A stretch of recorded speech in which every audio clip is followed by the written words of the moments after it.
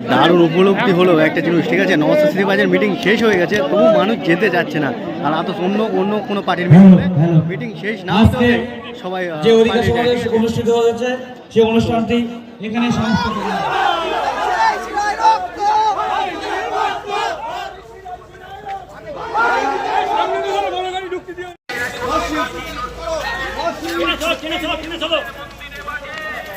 টানো চলো টানো চলো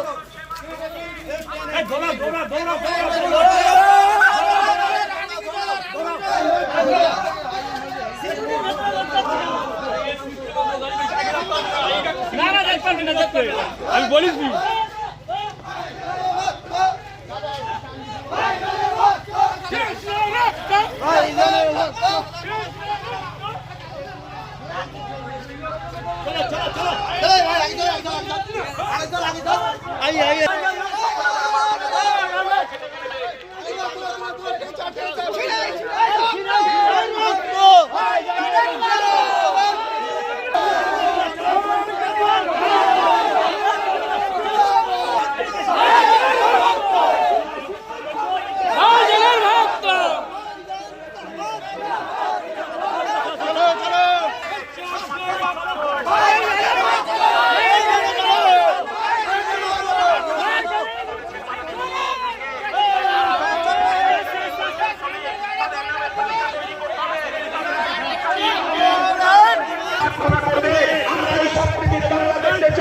এই সম্প্রীতির বাংলায় মমতা বন্দ্যোপাধ্যায় আপনি যে বিভাজন তৈরি করেছে এই বিভাজন আমরা মানব না।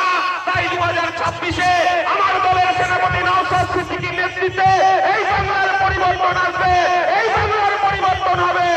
আর আমার মঞ্চে আসছে আমার দলের সেনাপতি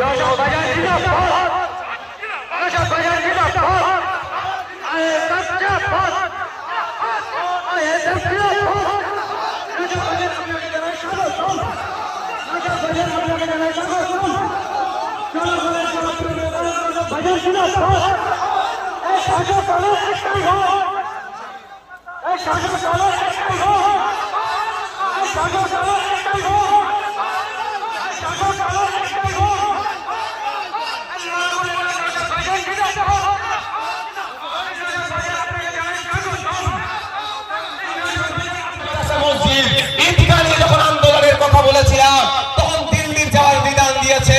2026 আসছে, আমরা কোথায় যাওয়ার নিদান দেব? আমরা এখন কোথায় যাওয়ার নিদান দেব? এই দূরে যারা আছে কোথায় যাওয়ার নিদান দেব? দিল্লিতে যাওয়ার নিদান দেব তো নাকি? আমরা যখন মাদ্রাসা বাঁচানোর কথা ভাবছিলাম, মসজিদ বাঁচানোর কথা ভাবছিলাম, আপনারা এখানটা এত ভিড় করে আছেন কি জন্য? মুসাফরে চলে আসো, তুমি উপরে আসো, ওখানে ভিড় করে আছো কেন? কেন এইখানটা বলেছিলাম পুরো ফ্রি জোন রাখার জন্য। বসো এখানে বসো, ভলেন্টিয়ার বেশি দাম করে ফেলছো তো। আমরা যখন মাদ্রাসা মসজিদ বাঁচানোর ভাবছিলাম, মমতা ব্যানার্জি তখন আমাদের কি বলেছে? দিল্লি গিয়ে আন্দোলন করো। কত বড় মিথ্যুক বলুন তো এই দল। এরা আপনাকে আমাকে বলছে না দিল্লি থেকে পাস হয়েছে, দিল্লি গিয়ে আন্দোলন করো। এসআইআর যে হবে আমাদের রাজ্য, এটা কোথা থেকে বলা হয়েছে? ইলেকশন কমিশন অফ ইন্ডিয়া বলেছেন তার সদর দপ্তর কোথায়? দিল্লিতে। তাহলে এসআইআর এর বিরুদ্ধে আন্দোলন করতে তৃণমূলের কোথায় যাওয়ার দরকার ছিল? এই বলুন, তা করেনি। এরা এখানেই করছে। কিন্তু আপনার মসজিদের বাঁচানোর আন্দোলন আপনি করতে গেলে দিল্লি যাওয়ার নিদান দিচ্ছে। তবে এই তৃণমূলের আমলে শুধু মসজিদের জায়গা অসুরক্ষিত নয়, একটু খোঁজ নিয়ে দেখুন আমার হিন্দু সমাজের ভাইদেরকে, বাপেদেরকে, মায়েদেরকে। এই তৃণমূলের আমলে দেবদেবী নামে যে উৎসর্গিত যে সম্পত্তি আছে, এই তৃণমূল লুট করে খাচ্ছে। ঠিক যে ধরনের ফিরহাদ হাকিম সাহেব ওয়াকফ সম্পত্তি চোর, মন্ত্রীর নাম কি গো? জোরে বলুন।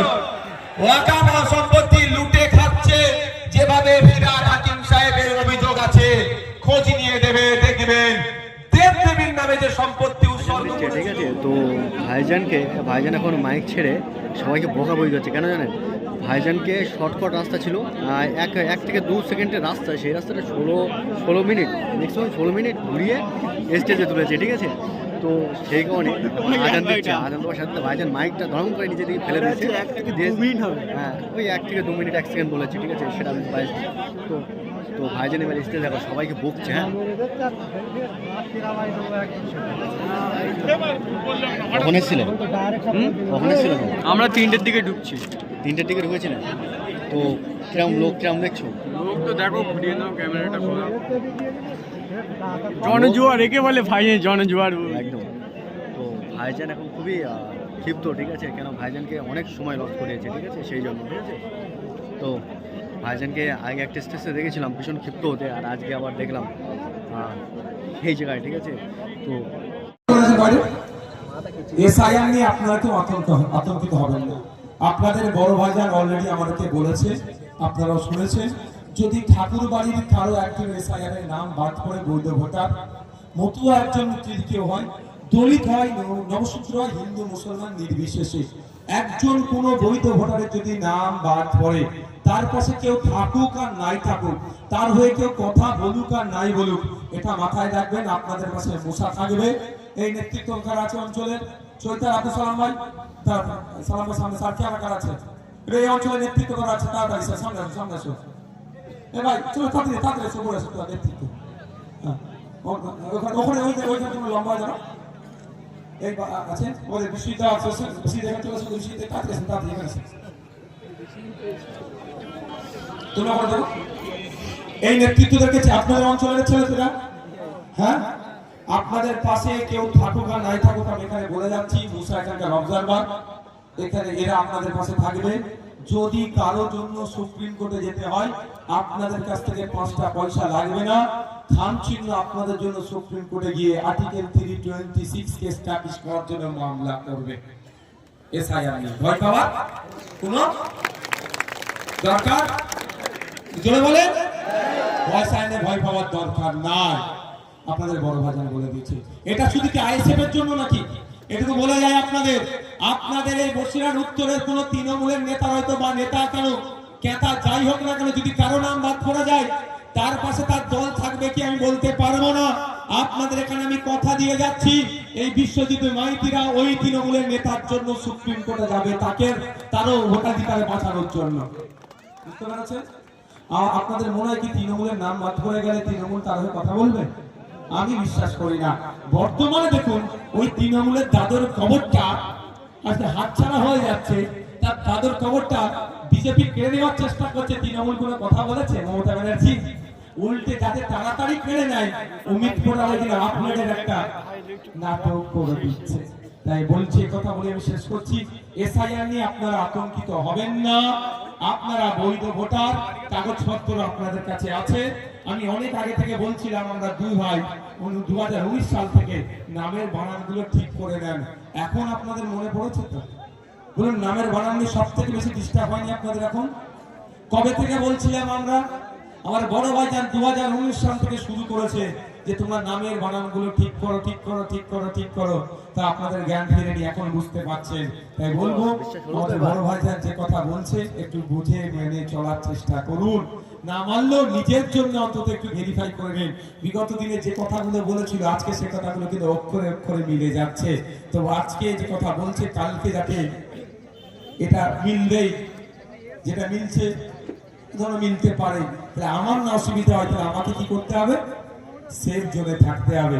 তাই আমি আবারও বলবো, এসআইআর নিয়ে কোনো হিন্দু, কোনো মুসলমান, কোনো নবশূদ্র, কোনো দলিত, কোনো আদিবাসী, কোনো মতুয়া, কোনো খ্রিস্টান, কোনো সেই ঝাড়গ্রামের মানুষ হোক, ফুলপুরা শরীফের হোক, আর বসিরহাটের মানুষের হোক, কেউ ভয় পাবেন না। যদি বৈধ আপনারা তো ভোটার লিস্ট গণনা ফর্ম জমা দিয়েছেন, তো গণনা ফর্মের একটা কপি আপনাদের কাছে আছে তো? মাস্টার মশাই কিছু প্রশ্ন পাঠিয়েছিল, উত্তর দিয়ে একটা উত্তর কপি নিয়ে গেছে, একটা আপনার কাছে আছে। মাস্টার মশাই যদি তার উত্তর কপিটাতে কেটে শূন্য দেয়, উত্তর কপির একটা কপি তো আপনার আমার কাছে আছে না?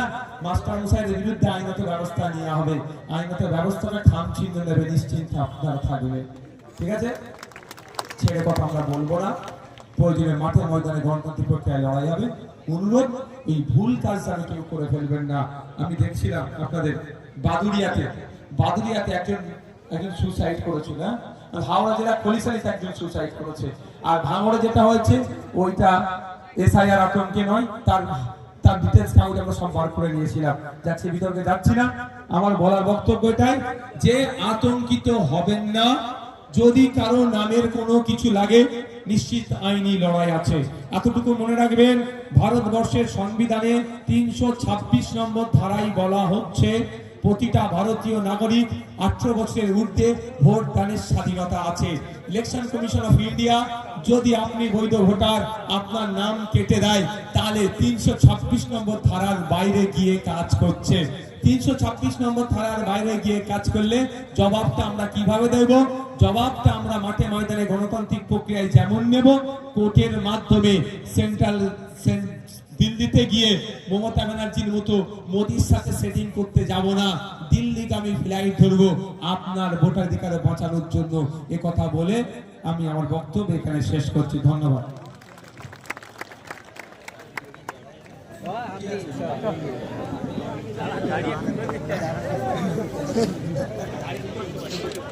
দারুণ উপলব্ধি হলো একটা জিনিস, ঠিক আছে, নওয়াজ সিরিবাজের মিটিং শেষ হয়ে গেছে, তবু মানুষ যেতে যাচ্ছে না। আর এত অন্য কোনো পার্টির মিটিং হলে মিটিং শেষ না হতে সবাই যে অধিকার সমাবেশ অনুষ্ঠিত হয়েছে সেই অনুষ্ঠানটি এখানে সমাপ্ত করা হলো। আমাদের টাইমে আপনারা বিরক্ত করবেন না।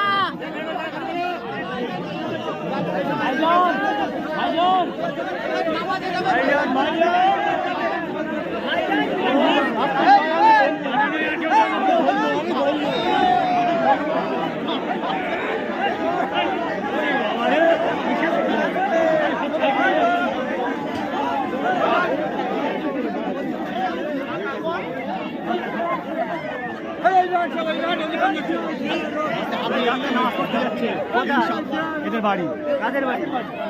হ্যাঁ, নামাজ পড়তে যাচ্ছে এদের বাড়ি। মানুষ